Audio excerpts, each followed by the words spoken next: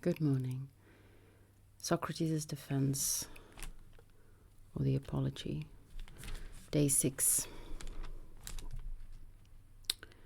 There are a great many reasons, gentlemen, why I am not distressed by this result. I mean your condemnation of me. But the chief reason is that the result was not unexpected. What does surprise me is the number of votes cast on the two sides. I should never have believed that it would be such a close thing. But now it seems that if a mere 30 votes had gone the other way, I should have been acquitted. Interesting, the number 30. Even as it is, I feel that so far as Meletus's part is concerned, I have been acquitted. And not only that, but anyone can see that if Anytus and Lycon had not come forward to accuse me, Meletus would actually have forfeited his 1,000 drachmas for not having obtained 1/5 of the votes.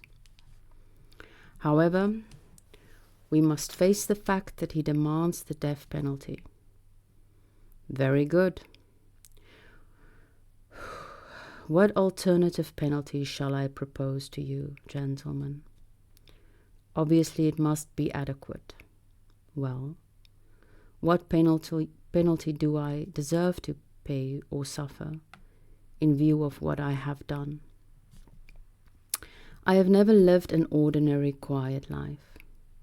I did not care for the things that most people care about: making money, having a comfortable home, high military or civil rank, and all the other activities: political appointments, secret societies, party organizations, which go on in our city. I thought that I was really too strict in my principles to survive if I went in for this sort of thing. I thought that I was really too strict in my principles to survive if I went in for this sort of thing. So instead of taking a course which would have done no good either to you or to me, I set myself to do you individually, in private, what I hold to be the greatest possible service.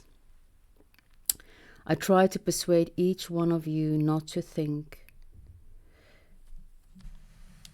more of practical advantages than of his mental and moral being, or in general to think more of advantages than of well-being in the case of the state or of anything else. What do I deserve for behaving in this way? Some reward, gentlemen, if I am bound to suggest what I really deserve, and what is more, a reward which would be appropriate for myself. Well, what is appropriate for a poor man who is public benefactor and who requires leisure for giving you moral encouragement? Nothing could be more appropriate for such a person than free, like no expenses, maintenance at the state's expense. He deserves it much more than any victor in the races at Olympia, whether he wins with a single horse or a pair or a team of 4. These people give you the semblance of success, but I give you the reality. They do not need maintenance, but I do. So, if I am to suggest an appropriate penalty, which is strictly in accordance with justice, I should suggest free maintenance by the state. Perhaps when I say this, I may give you the impression, as I did in my remarks about exciting sympathy and making passionate appeals, that I am showing a deliberate perversity. That is not so, gentlemen. The real position is this. I am convinced that I never wrong anyone intentionally, but I cannot convince you of this, because we have had so little time for discussion. If it was your practice, as it is with other nations, to give not one day but several to the hearing of capital trials, I believe that you might have been convinced. But under present conditions, it is not easy to dispose of grave allegations in a short space of time.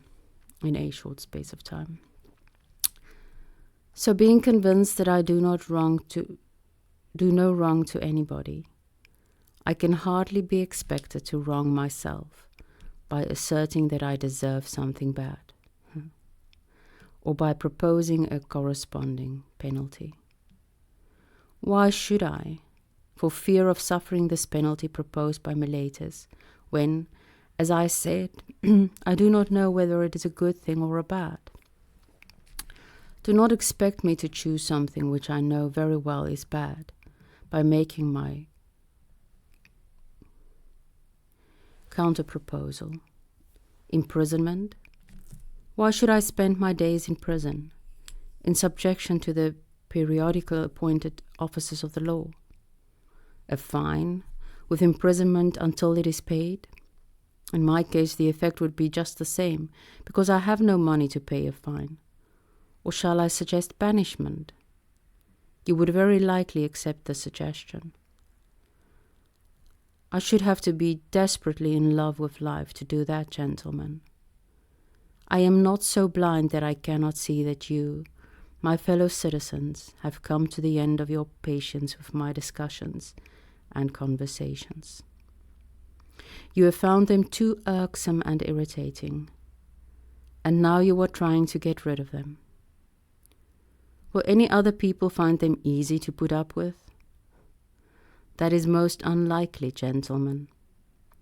A fine life I should have if I left this country at my age and spent the rest of my days trying one city after another and being turned out every time.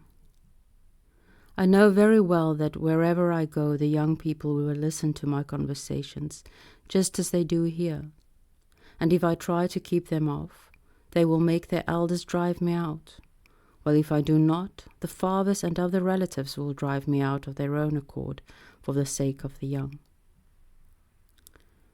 Perhaps someone will say, "But surely, Socrates, after you have left us, you can spend the rest of your life in quietly minding your own business." This is the hardest thing of all to make some of you understand. If I say that this would be disobedience to God, and that is why I cannot mind my own business, you will not believe that I am serious. If on the other hand I tell you that to let no day pass without discussing goodness and all the other subjects about which you hear me talking and examining both myself and others, is really the very best thing that a man can do, and that life without this sort of examination is not worth living, you will be even less inclined to believe me. Nevertheless, that is how it is, gentlemen. As I maintain, though it is not easy to convince you of it. Besides, I am not accustomed to think of myself as deserving punishment. If I had money, I would have suggested a fine that I could afford, because that would not have done me any harm.